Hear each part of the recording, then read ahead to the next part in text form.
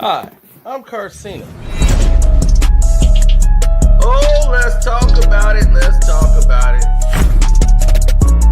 No one knows Carcino and none of these.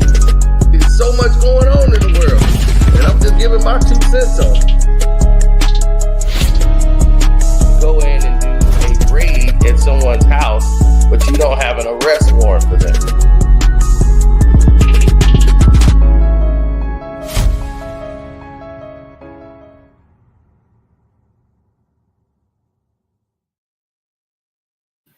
Whoa, welcome. Let's get it cracking, Captain. What's going on here? The McAfee interview, the Lebron versation. Who remembers that? Seems like yesterday, doesn't it? But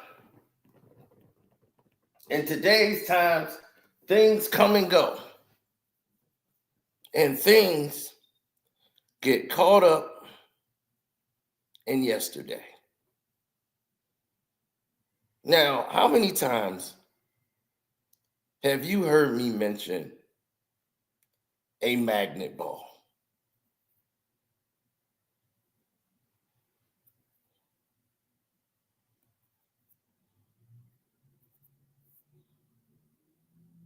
I've mentioned this magnet ball. They brought it up in attention, the whole 9.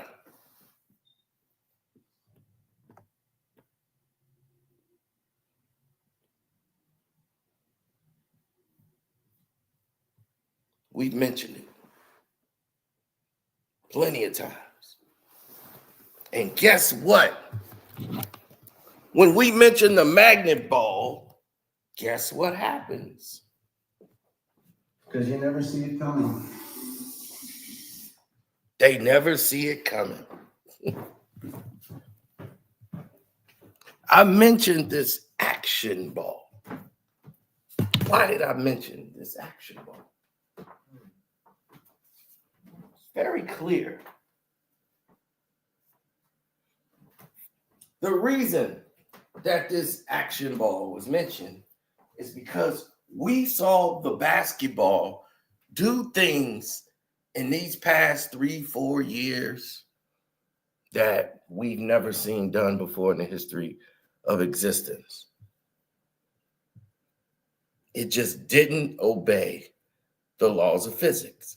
How many times have I said that out of my mouth? Well, the ball just don't obey the laws of physics.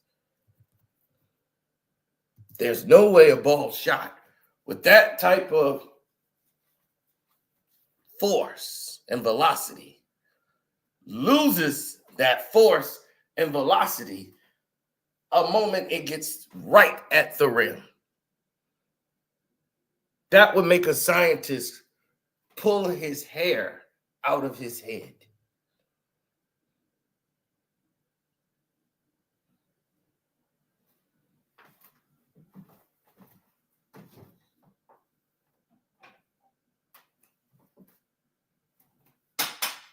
Now, as the world turns, you have presumptuous people that love to bring you proposition and tell you otherwise. Said no, because there's no way you could do it, right? I'm like, what technology is this?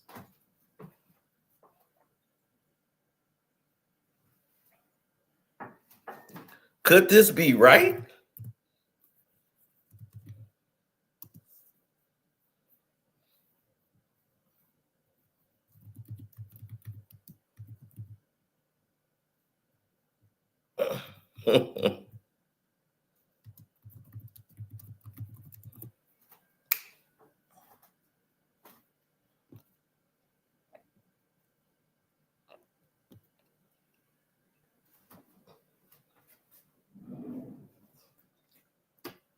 Now, let's show you what I've been talking about.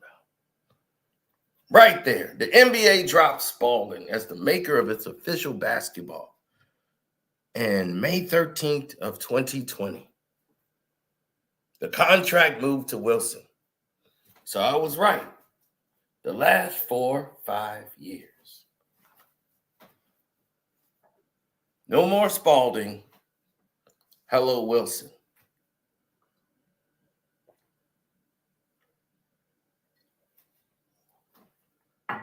And with this Wilson ball, we've seen LeBron James percentages go up. His three-point percentage has risen. He went from a 31% three-point shooter to like 36, 37%. He's taking more threes now than he's ever taken in his whole career. He's even comfortable pulling up from half court almost in a game.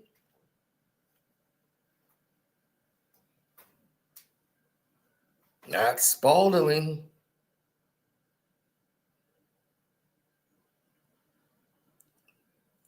And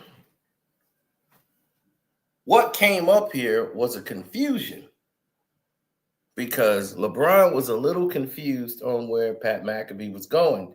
Pat McAfee is speaking just as a fan, and they were talking about two different things.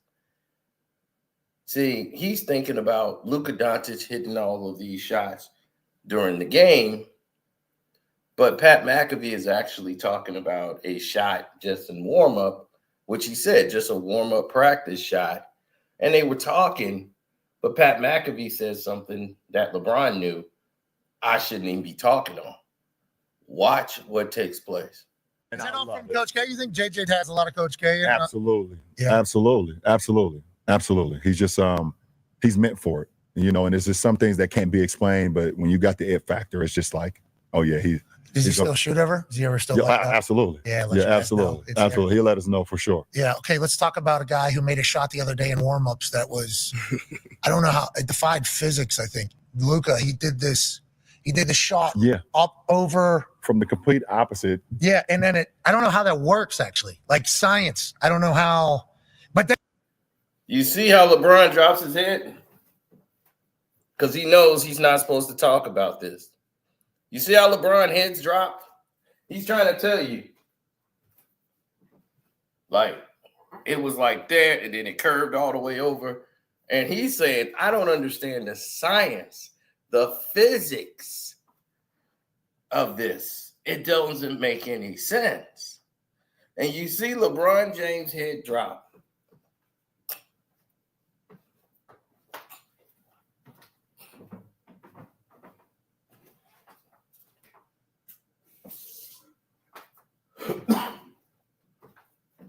You see LeBron James' head drop.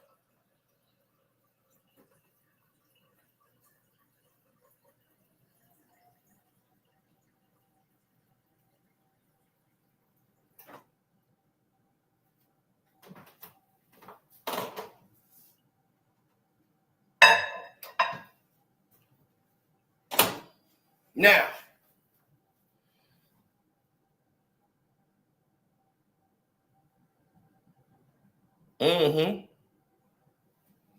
Steph do trick shots all the time. Steph do trick shots. There's not trick shots, and they don't defy the laws of gravity. Those are called circuit shots. Now, what Pat McAfee is trying to tell him is the reason why LeBron dropped his head, because LeBron knows exactly this is not a subject he should be talking about when Pat McAfee start talking about how the ball's not obeying physics. You see that? Like, oh yeah, does he still shoot ever? Is he ever still like that? Absolutely. Yeah, absolutely. He'll let us know for sure. Yeah. Okay, let's talk about a guy who made a shot the other day in warm-ups that was, I don't know how, it defied physics, I think. Luka, he did the shot up over. From the complete opposite. Yeah, and then I don't know how that works, actually. Like science. I don't know how, but.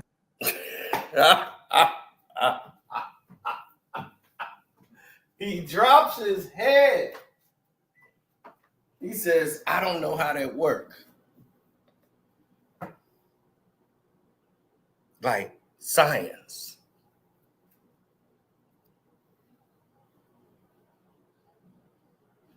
And the first thing he does is drop his head as he's trying to describe it.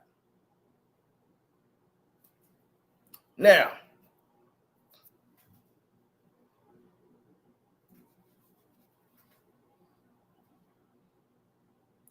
what's up, Danielle Parr? Been a long time.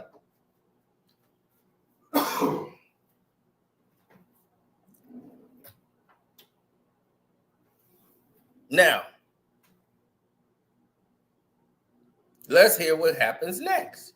Then he'll do one off the fucking Jumbotron. Yeah, here it is right here. Here it is right here. So now LeBron gets to see what he's actually talking about. So he's showing LeBron now. LeBron dropped his head because he didn't know where he was going with this. He's like, oh, let me dip my head. So they're watching it. You've seen this, obviously. Look, the ball's like way up here. So, Yeah. yes. And it just drops straight down. I've seen He it. probably does this type of stuff every single day. What has it been like being his team? Now, throw that above the backboard, and then it just drops straight down like a bullet. Like somebody caught the ball right there in midair and just dropped it into the basket. That makes no sense.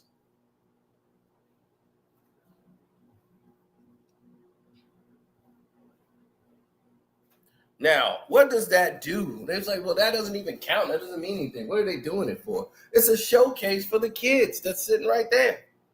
It's a showcase for them. See, Steph was doing this with Spalding basketballs, but he was doing it within a point of reason. So if there's a magnet ball, you can dictate and control how the games are going to go. Do people remember the very first in-season tournament when the Lakers shot 86% from three?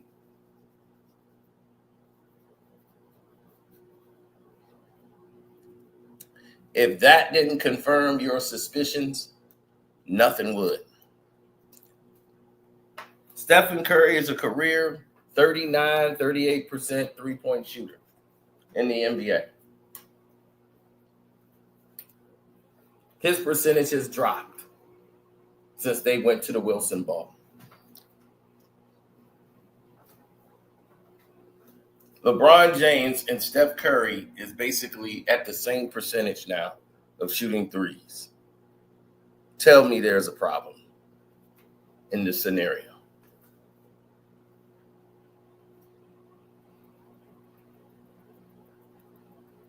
Tell me you don't see the problem in this scenario. Tell me I'm making this up. Tell me this is my imagination. There's no magnet ball. This just happened. These shots just happen to be going in. There's nothing strange with the basketball. Tell me this is my imagination. Please. Please tell me that there is something with my imagination.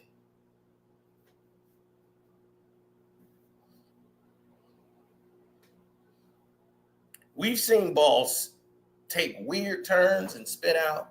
We've seen balls go in different directions that don't make any sense to anybody on the planet. We've seen all of this stuff materialize, and nothing has happened.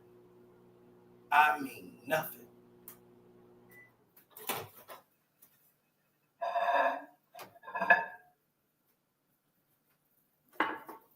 We have seen the best of the best. And no one has any answers.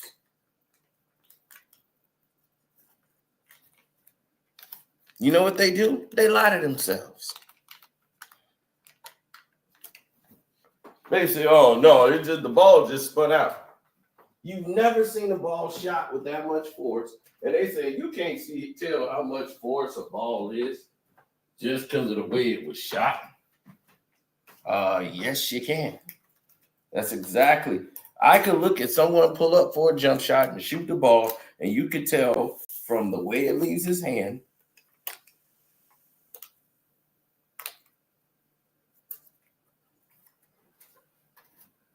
and the speed of that ball leaving his hands, going towards the basket, you can tell force and velocity. So you can tell when that ball gets to the rim, it's going to hit with a certain amount of speed. The speed is not just going to decrease that much that fast. It almost stops on a dime where you can read the basketball as it goes in. If you have an NBA ticket, there is a situation that is called OT, where they show it from the camera on the top of the screen, on the top of the bill, on the backboard, and you get to watch it in overtime. Watch an NBA game in overtime. It's the best way to watch it to me. It's almost like you're playing 2K, and you get to watch it from that angle. And you get to look right down at the rim. So when the ball is shot and you get to see the ball go in the rim, you get to see different things. So I get to see the ball stop on a dime and do this weird activity.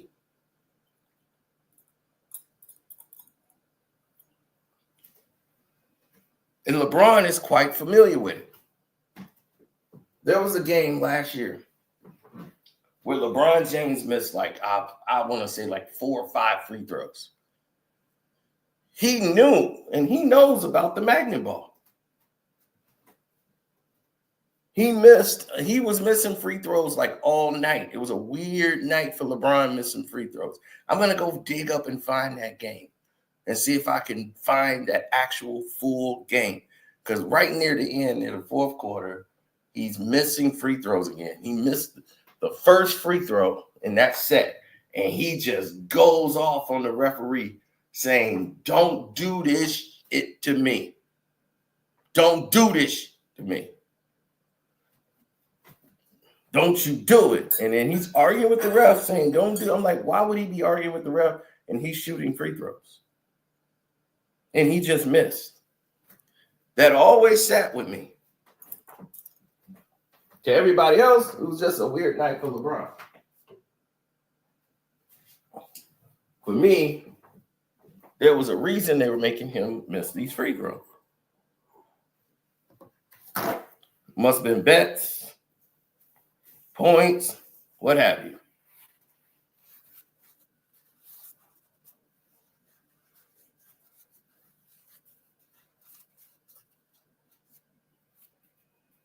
But I can't argue facts. Remember, we looked up the specs of the NBA basketball. And Wilson tells you that they have certain technology that is exclusive to the NBA. Because the NBA ball has certain electronics and technical things that are exclusive to the NBA. Wilson never had that. I mean, Spalding, they never had that. Spalding never had it.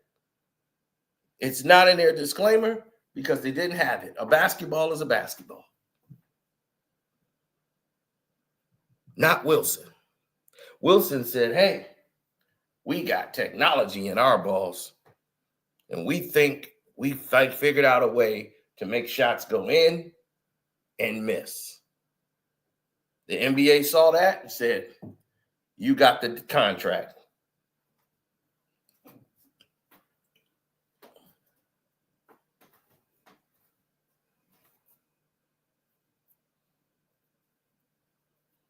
And as you've seen, the weirdest things have been happening in basketball since it started.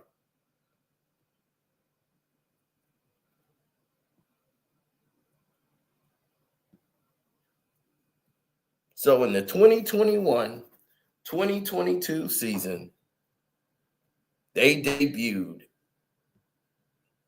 the Wilson ball. 37-year partnership with Spalding was over once Wilson came with these new basketballs that have these weird ways of going in.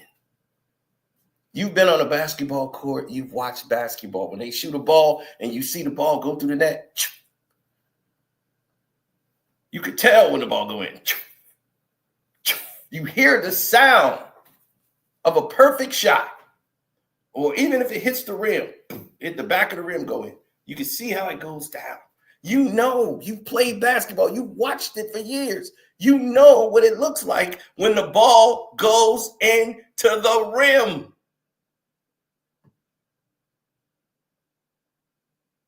I've played this game so much, I know every sound that is going to happen.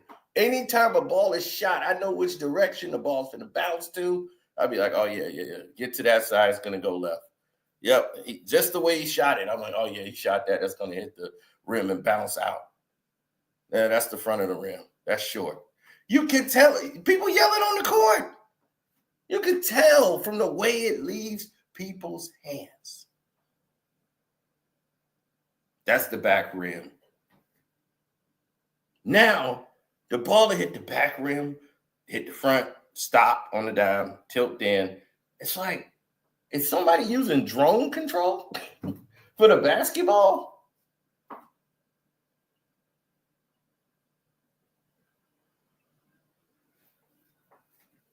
It's not making any sense, people.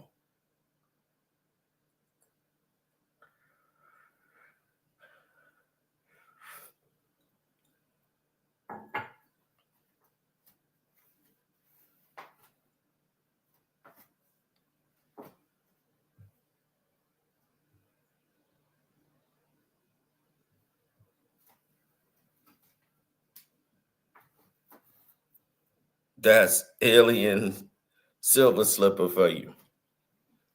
Now,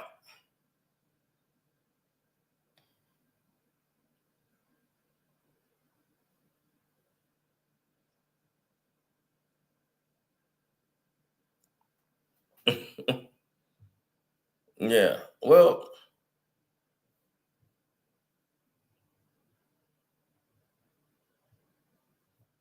physics, I think. Luka, he did the shot Yeah. up over. From the complete opposite. Yeah, and then I don't know how that works, actually. Like science, I don't know how, but then he'll do. LeBron dropped his head. Like, I can't get in this conversation.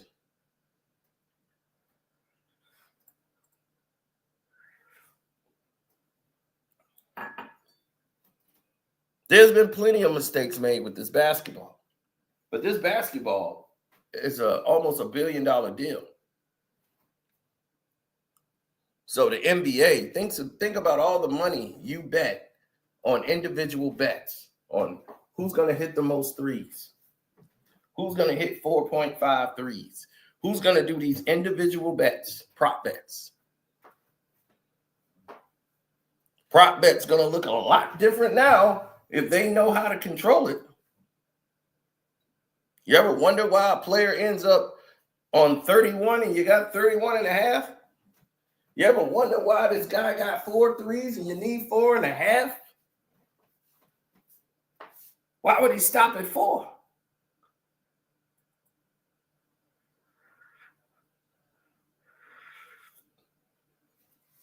First game of the NBA season really showed you. First game of this season that kicked off the NBA season was which 2 teams? Let's see how many people pay attention to the NBA. Who were the 2 teams that kicked off the NBA season to start it off this year? First game to count. Who kicked it off?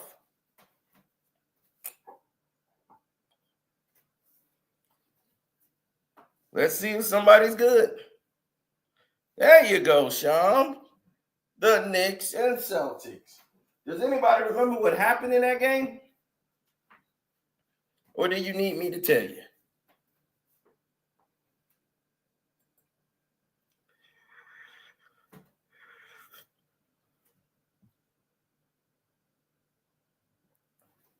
The Knicks and Celtics. I will tell you, since I'm here and absorbing your time this morning on your way to work, let me inform you a little bit of something. The Celtics, with like 9 minutes to go in a game, was 1-3 away from breaking the NBA's all-time three-point record in a game. Plenty of time to break that record. They only need 1-3. 1-3. And the game is a rout. And the Celtics have some of the best three-point shooters there is. And these guys had open threes. Open, wide open. And they're just missing them. One after another. They missed like 16 threes in a row. Never breaking the record. Do you want to know why? Because everybody started betting them in game to break that record.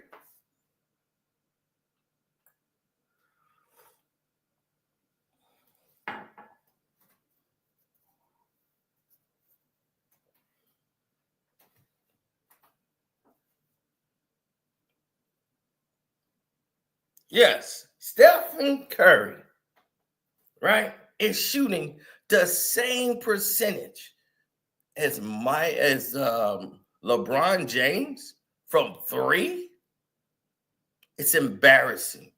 LeBron James and Klay Thompson, believe me, I've seen Klay Thompson shoot in a gym where it's just Klay Thompson.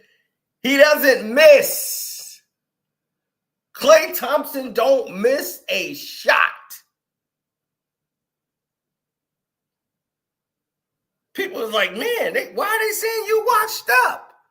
Because the game wants you to be washed up.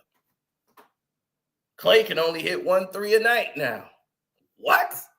Klay Thompson? He could sneeze and hit 2 threes. Are you crazy? Have you seen his form? That guy can accidentally hit 3 3-pointers.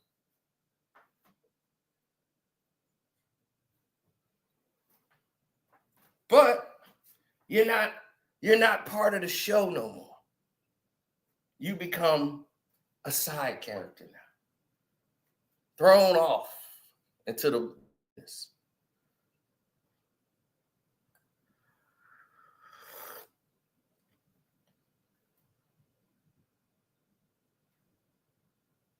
Steph is not going to shoot 43s. Okay? That's one factor.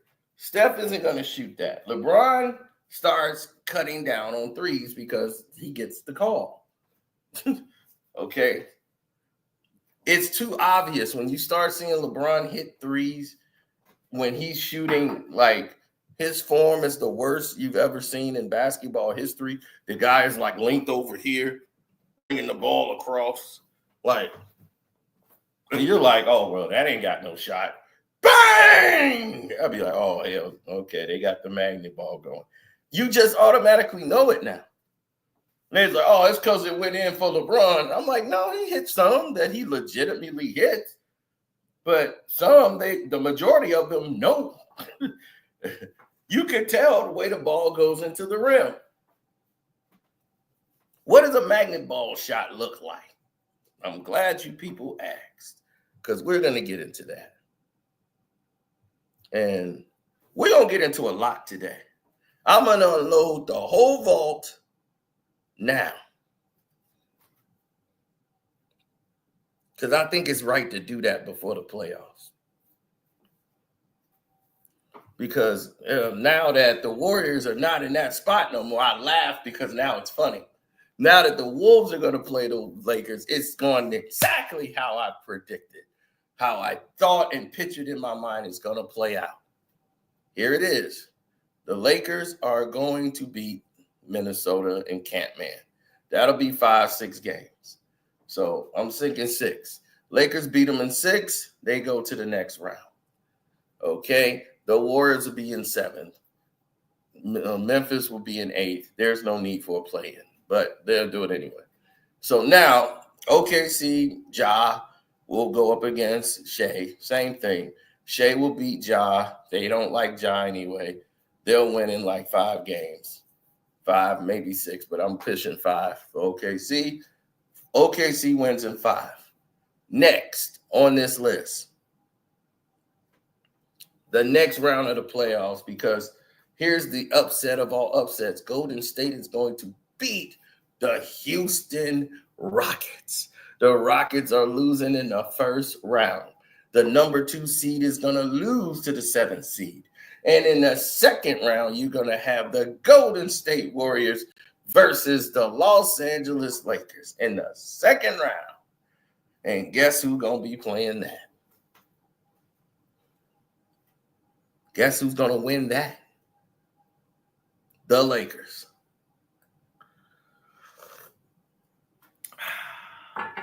Yes. That leaves OKC versus who?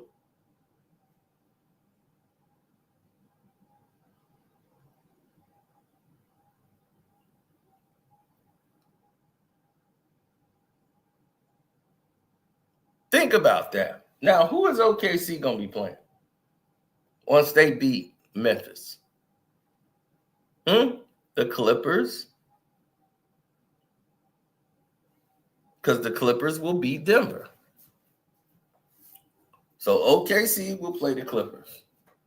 Now, here's where I'm conflicted. Because I think OKC can lose to the Clippers. I really do. So if the Clippers out, and in the Western Conference Finals is Kawhi Leonard and LeBron James battling to see who goes to the finals, I'm with that.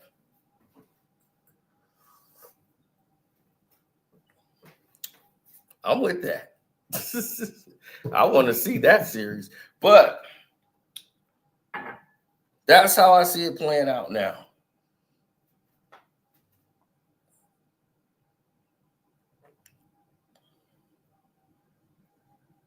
The Lakers will be in the Western Conference Finals. Possibly the finals.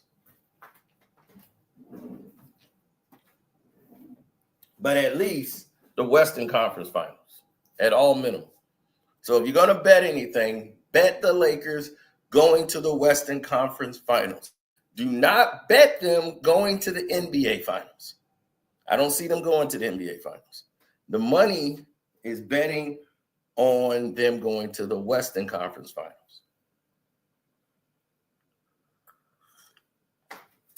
If you are a betting person.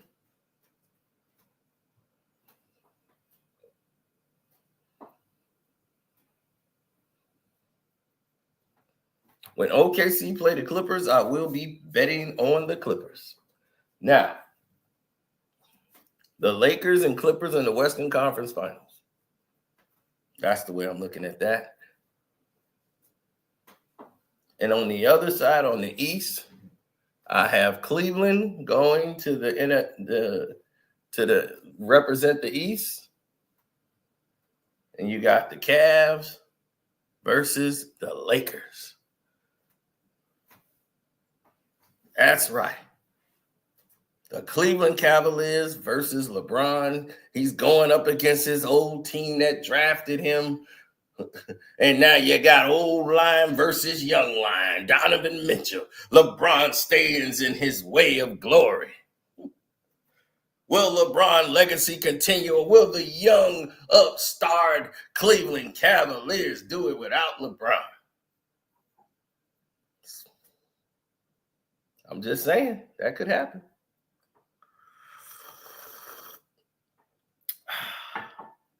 And that's why we watch, right?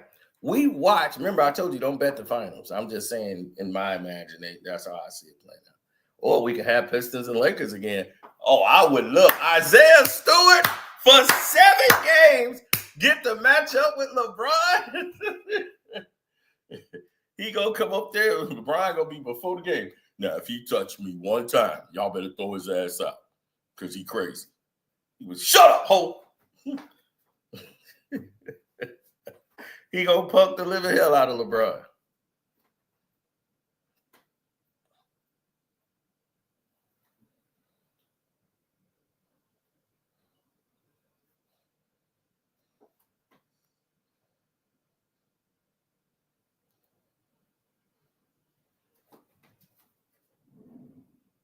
I'm trying to see if Bickerstaff gonna get thrown out in the first round. How many games Bickerstaff gonna get ejected in his first round against the Knicks?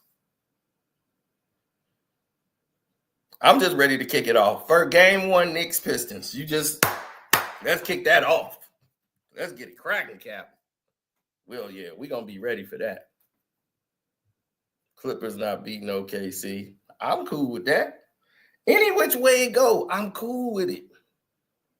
If the Clippers go, hey, Campman could go. Anybody but him.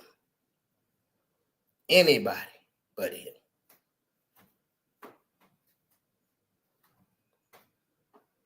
Well, I'm glad Outlaw has finally found his stomach. He been MIA for like the last 3-4 days. We ain't seen Outlaw at all. Now he want to pop up and show his head.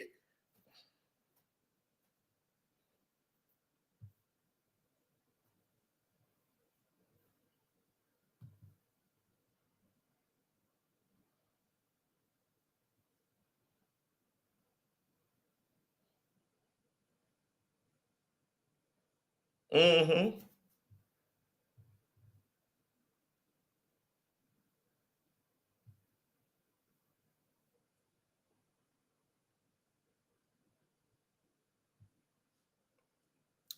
Well, they had people coming there, right, when they did it, to try to break it to the people when it was coming soon. See, the NBA has to breast you to this. So they got to get the basketball world used to a new ball. The last time the NBA brought in a new ball, it didn't work. That ball was terrible. And it was a big multi-million-dollar failure by the NBA till they went back to the original ball.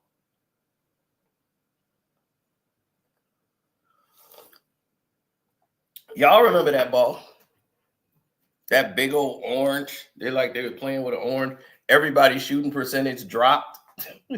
It was terrible. They could not shoot that ball. And then David Stern said, okay, we're going back to the original ball. This ball is not working out.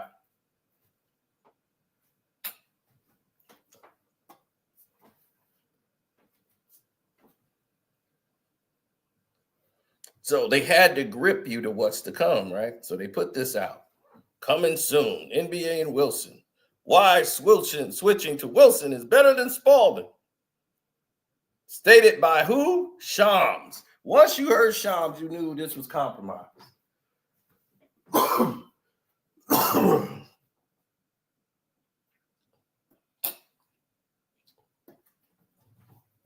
Shams, right? A guy who's replaced Woj now. Woj is going into retirement now. And he's finna spend the rest of his life just not Wojing it anymore.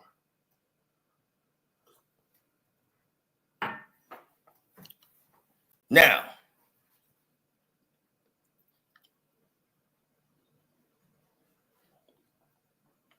with this announcement of this new basketball, which, received a lot of surprises, but few concerns due to the ball's specifications. Players such as Kevin Durant took to Twitter to air their grievances. Kevin Durant, a player is known for airing his grievances about the NBA, said, oh, hell no. Showcasing his displeasure in regards to the NBA's decision. A lot of fans shared his opinion quickly, quiet down, but it was confirmed that Wilson won't be changing much of the ball's design and specifications. With just a few months to the beginning of the season, we can only speculate the effects that this switch will bring to the league. The use of Spalding basketballs will not impact the game in any significant way. With that said, why did the NBA decide to switch from Spalding to Wilson? That's the ball I know. That's what a basketball looks like. That's what a basketball is supposed to look like, got a signature. That's what it's supposed to be. How could you make that complicated?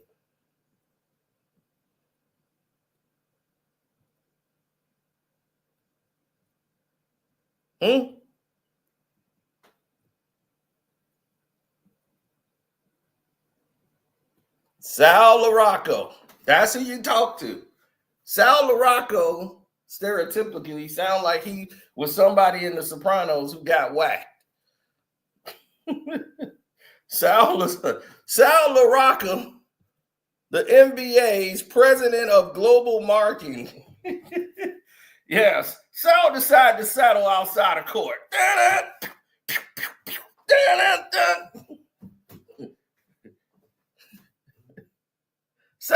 Sal decided to settle it right outside of court. Yeah, Sal, the global partnership. Either you sign this contract and this privacy agreement, or you don't. But we're going to get your signature. Either your brains or your signature goes on the contract. He's excellent in negotiations. Sal LaRocca. Sal, yeah. He doesn't want to sign. He don't want to cooperate. Why do I have to buy season tickets? Because you're still breathing. So what do you want to do? You want to breathe and go take your family to a game for a whole year? I don't care what you do with the tickets. You give them to your postman, give them to your mistress, give them to people you work with, give it to your dog. I don't care, but you're buying the tickets. And that's fine. Sam LaRocco.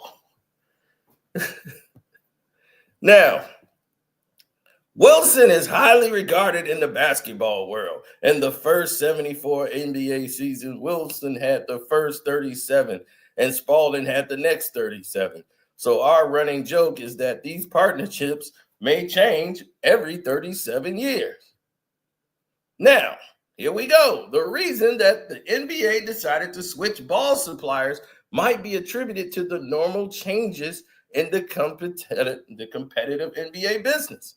Spalding is a company that is currently thriving as a top pyramid, same as Wilson, which rules out any difficulties in supply chains over the past years. We can only speculate since the full terms of the deal has not yet been disclosed to the public. The switch will not affect the NBA, but also G League, 2K League, WNBA, Basketball Africa League. Wilson is dedicated to becoming the basketball brand of choice to many leagues by increasing the supply of equipment to meet every growing demand. Now, once they said NCAA and FIBA 3-on-3, it was already over for me. The ball is also used in Europe and Australia. We also can't forget that Wilson American football has been the official ball for the NFL since 1941. Woo! Wilson won that contract with the NBA with their ruthless focus on encouraging more people to get out and enjoy the beauty of the game. That got shit to do with it. The growth of the basketball industry is projected to rise rapidly in the next 5 to 10 years, and Wilson is dedicated to meeting the demands in this surge. So this is all the basketballs, people. Look at that. 1937, 71, 84. So in 84, that was the last time they changed that ball. They don't even show the other ball no more.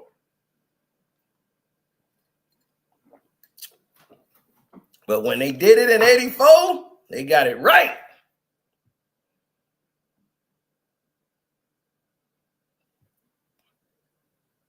And then 2021, Wilson. So when I think of Wilson,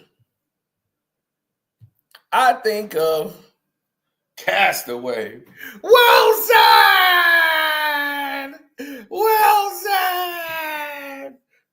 And Wilson was fading away. Like, that's the way I think of that ball.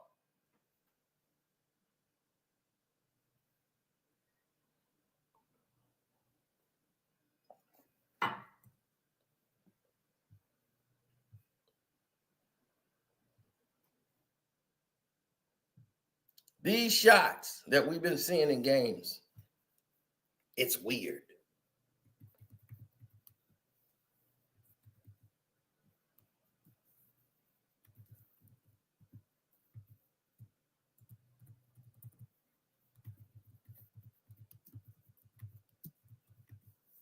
Oh, yeah.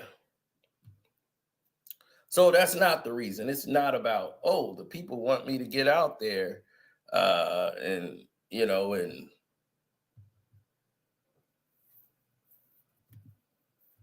the people want me to get out there and they're going to go out and play more ball.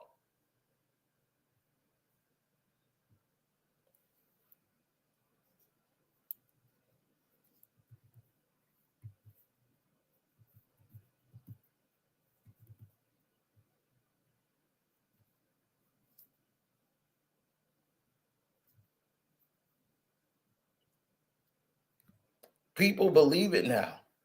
Once you show the proof, once you show evidence of it, people will start to believe it. All you need to do is give them logical reason, and they will start to believe it.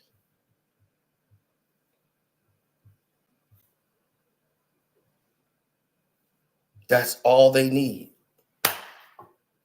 Look, all people need is logic.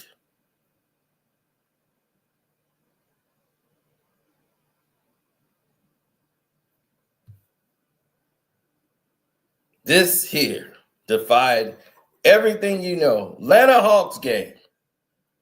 He's going to throw a half-court shot. People are going to the bathroom or whatever. Boom. When has a ball ever did that? When is a ball stopped on a dime?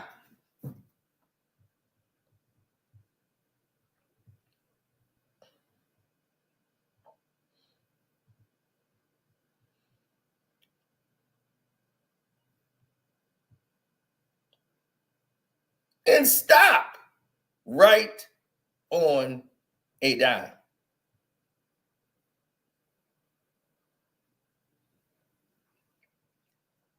Now, that doesn't obey gravity. So if that doesn't make sense, then none of it makes sense. So if none of this is making sense, why are people championing it? Why aren't enough people saying, hey, the hell is this?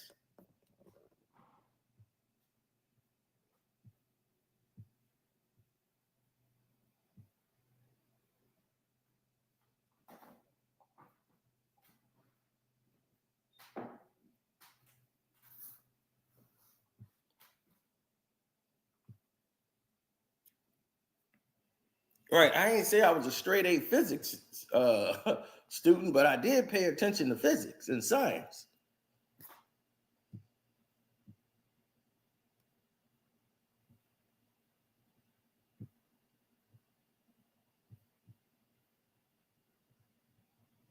Look, the ball stops on the top of the rim. Who remembers this? It's college.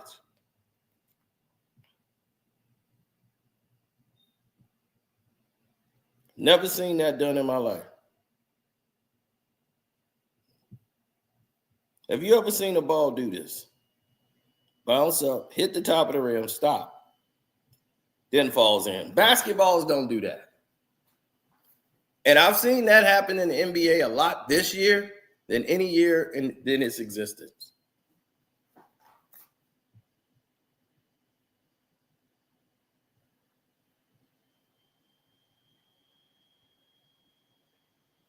Zion Williamson, first game,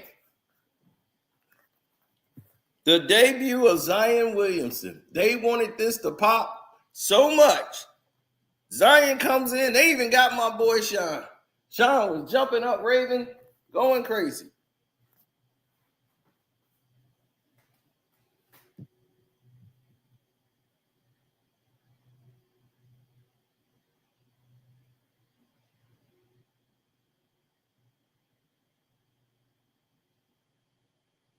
Do you know Zion Williamson was never shooting those threes again?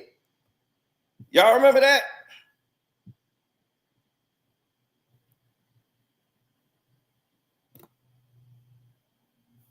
Who you think's gonna win MVP? They gonna give it to Shade. But it's not gonna matter. MVPs don't mean anything anymore.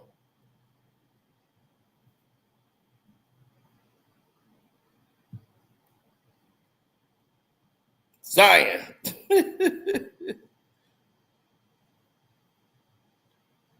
First of all, the shot is flat. And it just pulls it in. Look how it goes in. It doesn't even obey the laws of physics. Oh, everybody remembers this. For $10, he couldn't hit a layup. For a free throw, for $100, this is how close he comes. Airballs it. 3-point for 1,000. Airballs. Now, 10,000 for a half-court shot.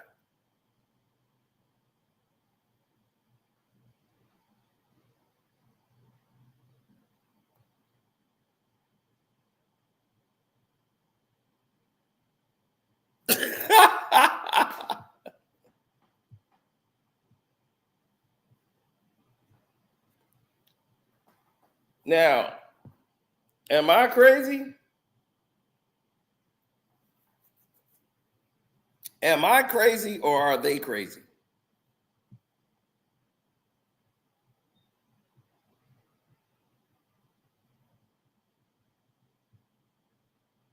This is nuts.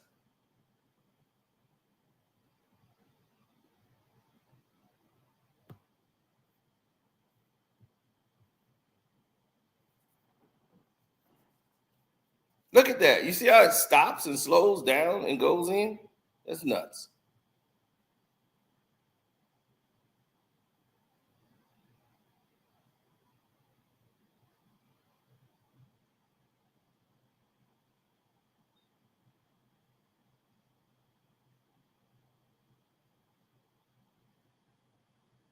See, now that is a record.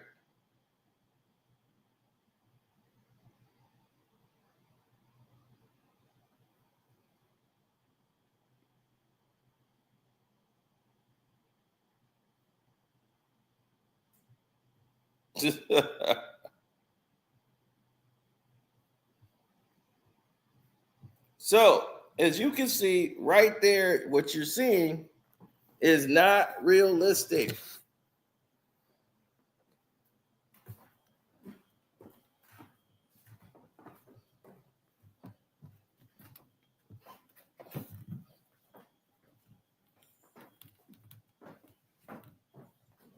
They know what they're doing, buddy. So when Pat McAfee stumbled across it and he brought that up, and you saw LeBron head dip, that was why. LeBron knew what time it was. Look, he dropped his head, so they had to go show the footage so LeBron Going knew off the exactly fucking what jumbotron. Yeah, here it is right here. Here it is right here. You've now look where the ball is. seen this, obviously. Yeah, I saw. Yeah. And the ball just gets up to that level, stops in midair, and comes straight down. Yes. I've seen He it. probably No way. No way. From where he's standing, the ball does not commit to that kind of a fall. It does not. It don't fall straight down. The ball goes through the net. If he hits that shot, it does not come straight down. That's against physics. So yes, that does not go well with physics.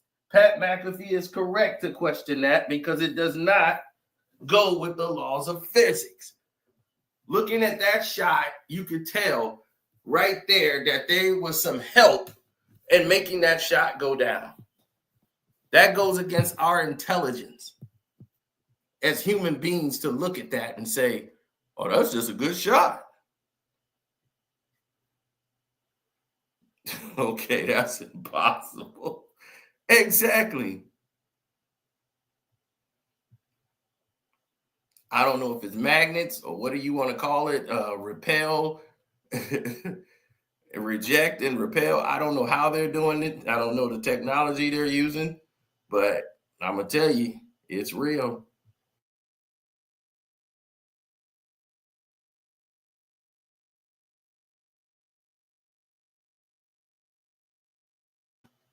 It is 100% on the money.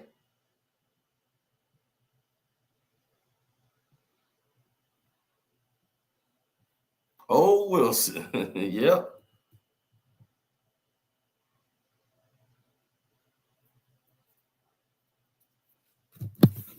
That's what we talking about. The whole nine.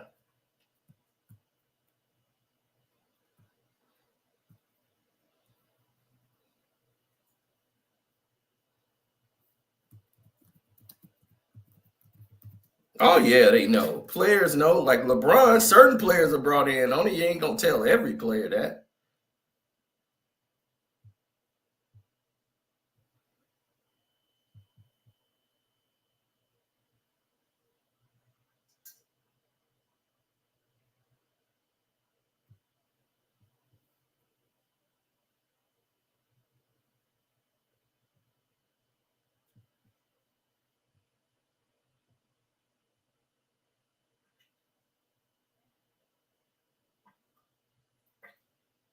Oh, 100%.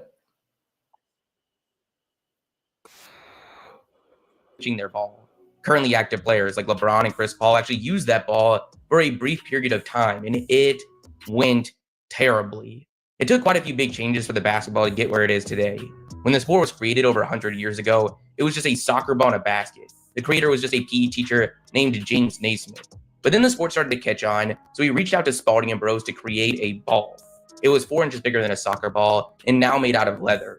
In 1948, we would get our first molded version, and they reduced it by 2 inches. It was around the same time the NBA would begin. Then we would see a massive change made in 1970, going from 4 panels to 8. It wasn't until 1983, just a year before Michael Jordan's arrival to the NBA, where we would see Spalding release its full-grain leather ball, basically the same ball we see today. But between then and now, something weird happened.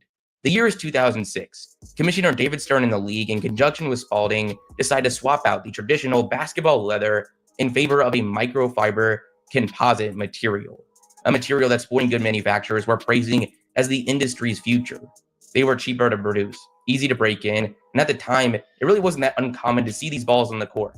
Several high school and college leagues had already adapted these synthetic balls. The sentiment from the league was that the NBA was just catching up with the new technology. And just after the draft, they would have a launch event in New York City. Guys like Paul Pierce and Kenny Smith were in attendance, but from that point on, things went downhill. They would send out a ball to every player to start practicing with and getting used to. 14-year NBA vet Steven Jackson wasn't excited about it from the jump. Right off the rim, when I first started gripping it, I didn't like it. It felt like plastic. Concerns were brewing. But then we hit training camp where things escalated to a full-on panic. Shaq would say, it felt like one of those cheap balls you buy at the toy store. I look for shooting percentages to be way down and turnovers to be way up. Because when the ball gets wet, you really can't control it. Whoever did this needs to be fired. It was terrible, a terrible decision, awful. But somehow, some way, this ball made it onto the court for a tip-off of the season opener. And stars of the league were not shying away from their disapproval. Ray Allen claimed that it changed a lot of what we are and who we are. At the beginning of the year, I kept an open mind to it, but overall, you see the league. Shots aren't like they used to be. Every player I've talked to is in disagreement with the ball. The most common concern brought up was the inconsistency of the surface. Moisture, which is unavoidable to a certain degree, would cause a ball to become super slippery. But when dry, it had a lot more friction. so many players were claiming it was causing cuts on their hands. Jackson said, "We saw a lot of guys with band-aids on their fingers." Steve Nash said it tore his fingers apart. Ray Allen was having to constantly put lotion all over his hands because his fingers were cracking and it was causing splits on his fingertips. Even Raja Bell claimed his extremely painful-looking fingernail split was due to this new ball. There was really no one coming to its defense, so then we saw Mavericks owner Mark Cuban, who is no stranger of controversy with the league, become extremely critical of their decision and decided to take matters into his own hands. He requested that the physics department at the University of Texas commission a comparison of both the old ball and new ball. They came back with some key findings. When it came to the surface, they weren't able to find evidence of the ball being able to cause cuts like many players were suggesting, but they did back up their claims about it becoming more slippery than its leather counterpart when it got wet. They also discovered that the ball actually bounced 5 to 8% less than the old one, as well as 30% more erratically. At this point, the NBA was left with no choice. The NBA is putting their new basketball on the rack for good. This synthetic basketball was introduced at the beginning of the season. After numerous player complaints about the ball, Commissioner David Stern decided to put the leather ball back on the court January 1st. I won't make a spirited defense in respect to the ball. In hindsight, we could have done a better job. I take responsibility for that. Our players' response to this particular composite ball has been consistently negative, and we're acting accordingly. Although testing performed by Spalding in the NBA demonstrated that the new composite basketball was more consistent than the leather, and statistically, there's been an improvement in shooting, scoring, and ball-related turnovers. The most important statistic is the view of our players. Now, I had heard about the brief introduction of this ball before making the video, and I always just assumed it had some major effect on what we saw on the court. But as Stern alluded to, despite all the negativity surrounding it, we really didn't see anything significant. In a sport like baseball, this is a constant conversation, with the MLB changing things all the time, which can have major effects on things like home run frequency on a year-to-year basis. I thought we would see something like that here, but not really. While you had some guys putting up less numbers like Kobe Bryant or Ray Allen, who shot just 31% from three with the new ball, and then 40% the rest of the season when they went back to the old one. You also had guys like LeBron James and Steve Nash that actually had slightly better numbers with the composite ball. The change just didn't really seem to have much effect on the league as a whole. Its introduction coincided with the start of the season, where we always see players go through slumps. For those going through one, they now had something to blame it on. At the end of the day, though, if it's not broke, don't fix it. The players had no complaints about the ball that had been used for over 20 years at that point. LeBron said it best. That's your comfort. I mean, without your basketball, it doesn't work. That was my biggest problem. Why would you change something that means so much to us? This was by all accounts an epic failure for the NBA. Most didn't think we would ever see them try something like this again, but right now, a very similar situation is brewing. See, leading up to the 2021 season, the NBA switched manufacturers for their game balls, going from Spalding to Wilson. It was a small change, really just a logo change. Wilson made a conscious effort to make the transition nearly unnoticeable, even using the same exact leather source that Spalding did. But just like in 2006, when Spalding introduced their latest groundbreaking technology, Wilson just recently announced their latest basketball advancement, a basketball that is 3D printed and completely airless. It looks more like a wiffle ball than a basketball, but some serious time and effort was put into the development of this. They are not messing around. They have been working on this for over 5 years now. You're probably familiar with 3D printing, but they're using a much different technology than you're probably used to. They partnered up with a company who mainly prints devices for the aerospace and medical industries. The ball actually begins as just a bed of powder and a laser. In Wilson's own words, almost etch-a-sketches the ball. Like magic, it kind of just appears out of the powder. Then they put it through rigorous testing, including on-court testing, and they've reached the point where the ball is the same exact weight, size, and bounce of their regulation ball. It was first revealed to the public during NBA All-Star Weekend, where KJ Martin of the Houston Rockets would bring it out to perform in the NBA Slam Dunk competition. During its brief time out there, it seemed to perform like any other basketball we are used to, at least when it came to what they were using it for. This really got everyone thinking about the NBA potentially using this ball in the future. The creator said, "There's still work to do, but we are thrilled about the possibilities this ball represents." One of the things we wanted to improve upon was inflation. Air pressure changes over time in different environments, hot or cold, needing other pieces of equipment like a pump or needle. One of the ways to handle this is to make it airless.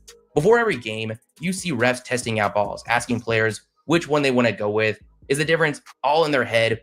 Maybe. But maintaining consistency, especially with something like air pressure, is hard to pull off. So trying to eliminate these kind of factors outside of the control of players is great for the sport. We've seen the amount of controversy something as little as air pressure can cause in other leagues, such as the NFL with Tom Brady, the New England Patriots, and the Deflategate saga. Now, it's also this airless feature that is everyone's biggest concern when it comes to this ball. Wilson made it very clear. A lot of their research and development was put into replicating the exact weight and bounce of a basketball. I think they were very intentional showing it off in the slam dunk contest, the one event you can guarantee shooting would not be involved. I'm not sure about the exact physics or science here, but considering the flight time of the ball during something like a three-point attempt, slight changes to the aerodynamics can have a massive effect, and this doesn't seem like a slight change. There's quite literally holes everywhere, just allowing the air to pass right through. I'm sure they have this on their mind. I'm just not really sure how they can solve this. The holes also bring up a couple more concerns, one being from a safety standpoint. Hair, fingernails, jersey, other random things could potentially get caught in it. And then there's the feel of the ball. It doesn't appear to have a texture resembling the current basketball really in any way. I don't know what their plans for the future are in that regard. But relatively soon, this will be coming to market. It won't be used in the NBA in the near future, especially in its current stages, but this is clearly the hope for Wilson. This isn't some random company. It's quite literally the company that makes NBA in-game balls as we speak. It's insane how similar this situation is to the one we saw in 2006. The main difference is that the NBA had a lot more reason to be confident with that 06 ball. Now, so you see what we're talking about, so you know it's not a joke.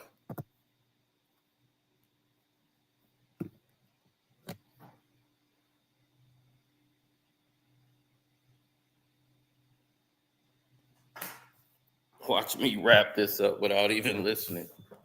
So now, as you can see clearly, that's what we're talking about.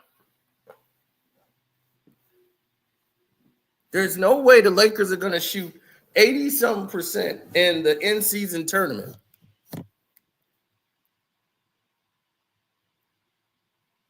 It's not going to happen.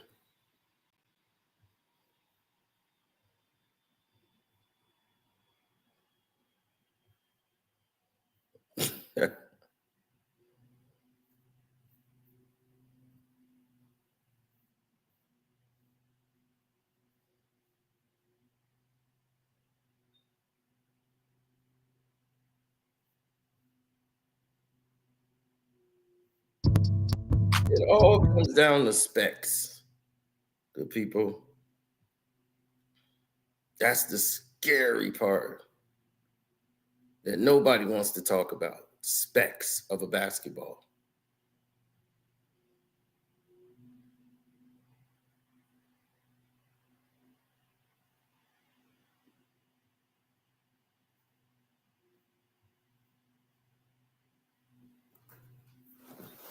Oh, let me see.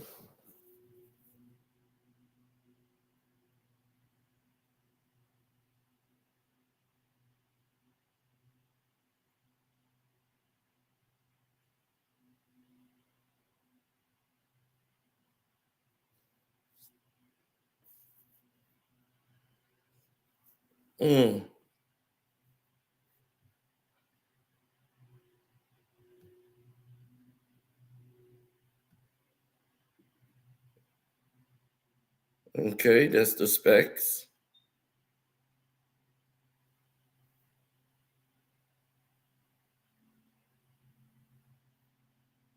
Okay, that's out of stock on the Pro Beam.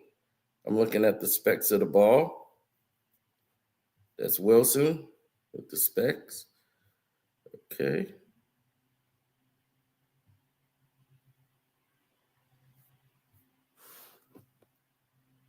Oh, there it is.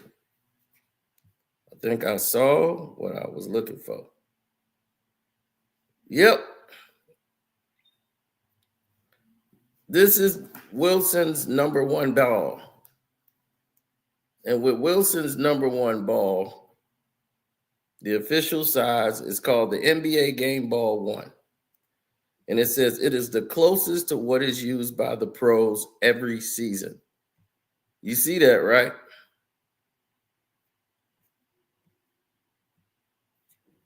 It is the closest to what's used by the pros every season. However, basketballs used for the NBA games may have unique specifications, digital technology, and or stricter quality controls or tolerance.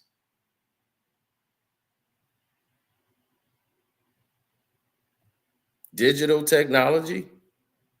So if you buy the NBA game ball 1, that's just the closest one you're going to get to the NBA ball. Why would that ball be different than what they're playing with on the court? Why would they put that there? That's a disclaimer. That means you can't sue them because they're basically telling you we're using technology. So you can't sue us if you find out we're digitally controlling this. Now, the government might think about that, the gambling commissions and all that, but they know.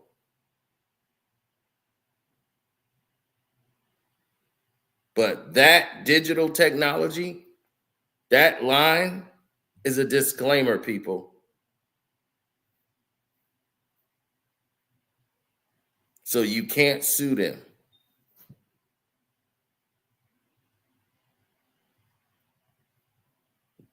"3D printed three-pointers." Yes, that's the future.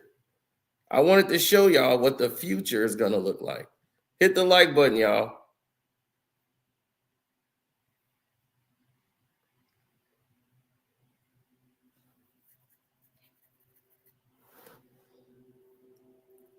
That's what the future is going to look like. So yes, get used to it.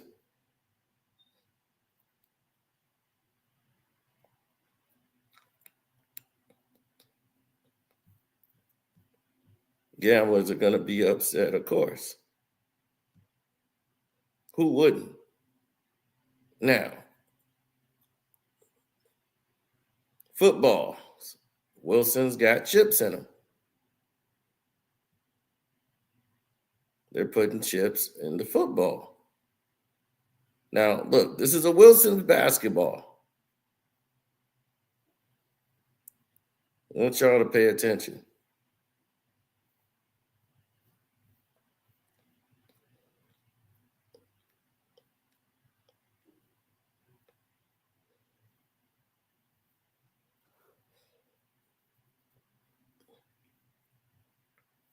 Wilson's balls got things that you can link to your phone and it'll track the basketball. Right? Now, how they're able to do this. See, you think it's there where the air is. It's actually not. It's a part of the ball that's hard and got a hard substance to it. And it's got a little piece there. Now, you can cut around the edges. It's kind of hard, right? So you cut it with a knife.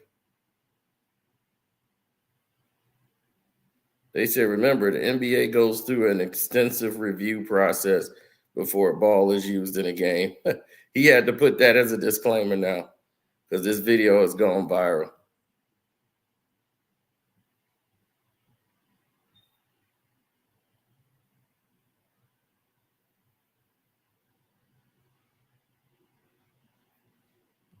What the hell is that?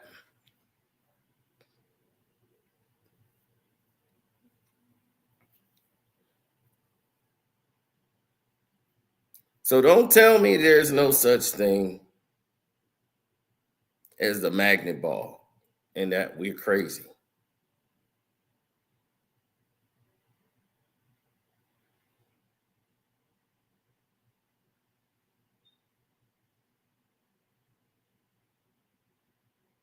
Now the video is fake.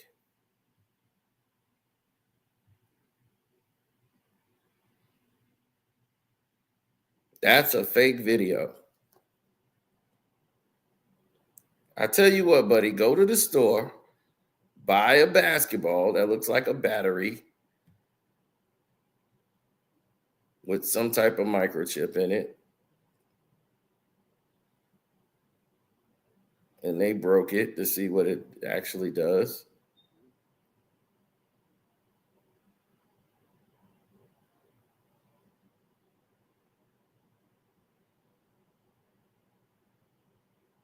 And it's got a microchip in it. The chip inside the ball. You just saw what ball it was. If you want to prove it's fake, go to the store, buy that ball, cut it open, and if that chip ain't in it, then you call that man a liar.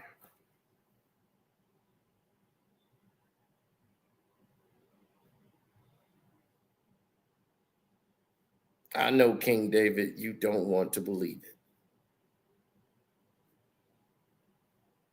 Nobody wants to.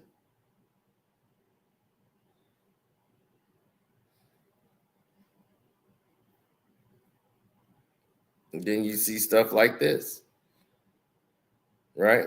Nobody wants to believe it until they see it.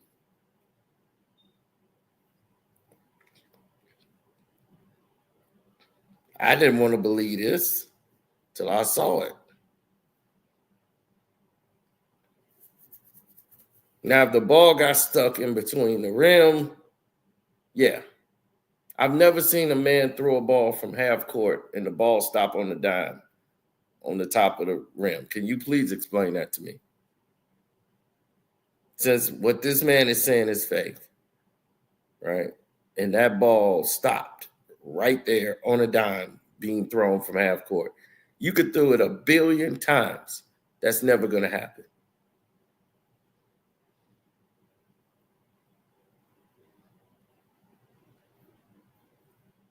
The people who were there noticing it like, dude, what the hell?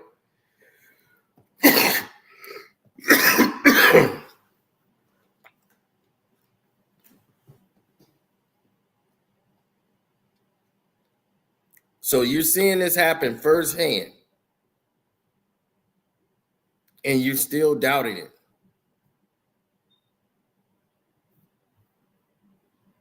Some players know what it is.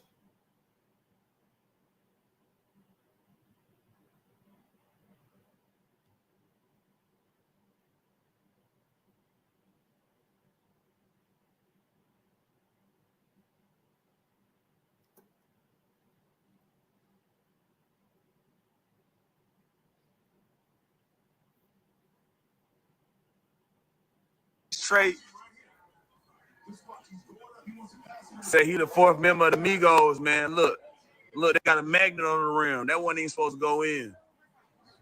Look at him. Now he hurt. Look at it. See what happened? See what happened when you get your ass kicked? Shit hurt a little worse, boy.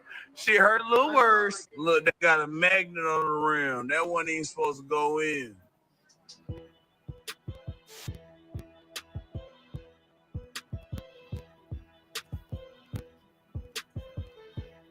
Way out of this one, bitch.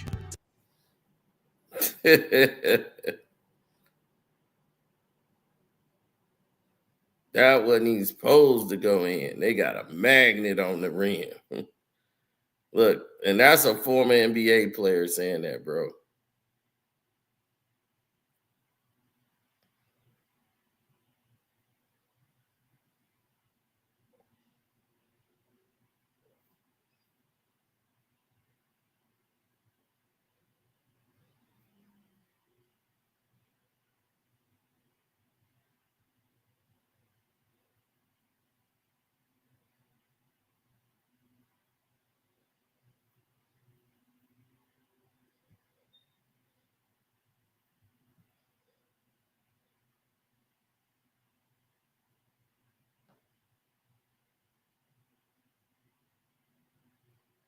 Mm-hmm.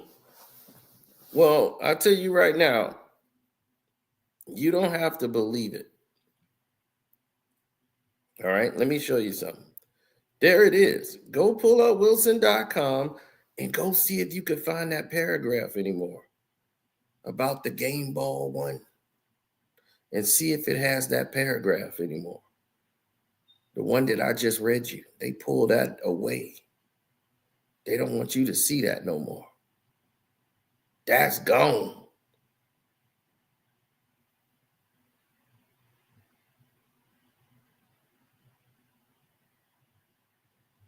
The evidence has been there all season.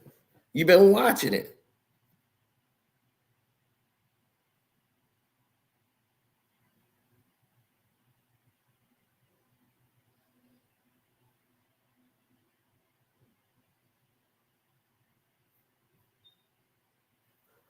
All you got to do is put 1 and 1 together and realize it's 1.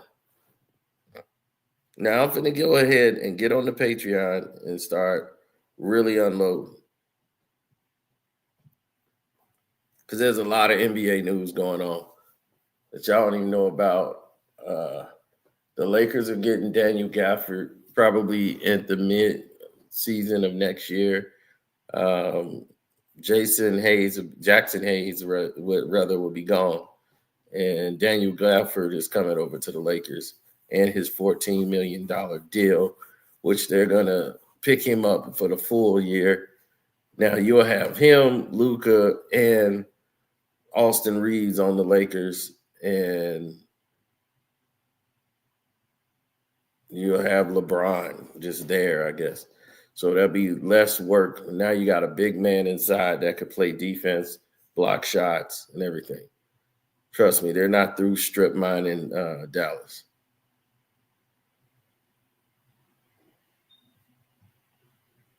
Yeah, we're going to get into all that on the Patreon. So if you're a Carcino for Life Patreon member, stay tuned.